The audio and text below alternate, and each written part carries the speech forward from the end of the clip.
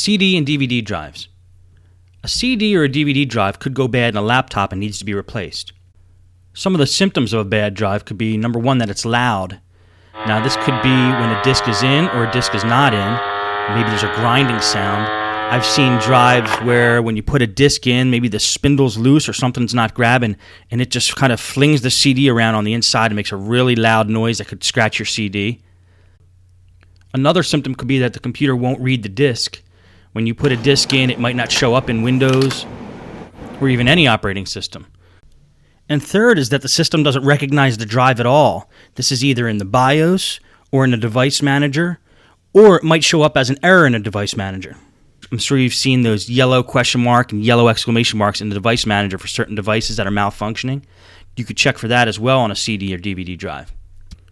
Now, when you're checking in a device manager, don't make the mistake of thinking it's a hardware problem when it might be a software problem.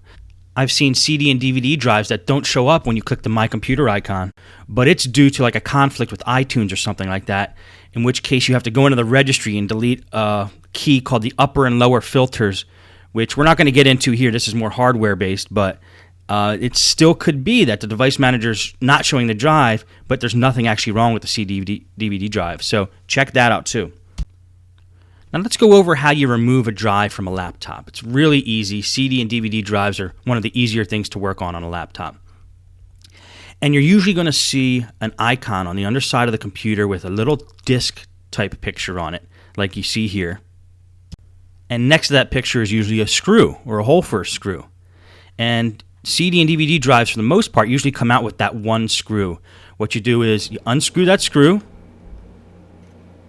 pull that screw out, and then you grab the front of the CD DVD drive and just pull it out. And here's an example using another computer. This is a Dell laptop I have here.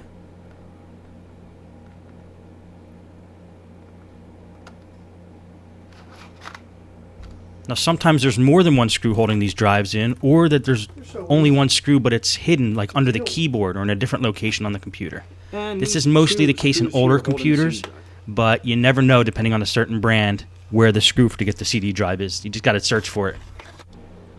Now let's take a look at the drive after we get it out.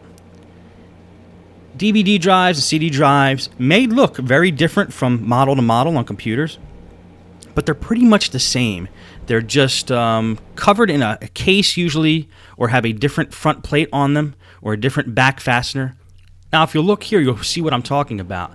The front plate on a CD drive comes off and leaves pretty much a standard drive that could be used in pretty much any laptop. But don't go ahead thinking you could put this drive in any laptop, because though they look the same, the front plates are not universal.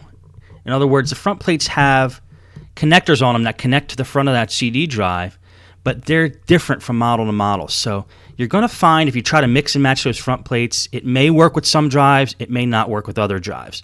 So you can't just go ahead and buy any drive you want and put it in that computer. You're going to need one that's compatible with the front plate on that drive. The other thing that's different from drive to drive is this rear fastener. And this is where the screw that holds the CD drive in the computer, this is where the screw gets fastened onto. Now this little piece of metal actually screws into the back of the CD drive, and the screw that holds the CD drive in the computer screws down into that fastener.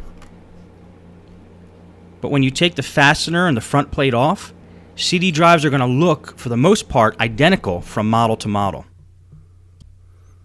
Now the new thing is slot-loaded CD and DVD drives.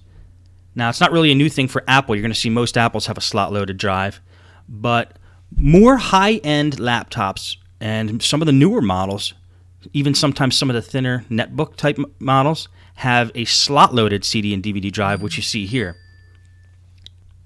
Now, for me, it's worth it if a drive breaks to replace the drive.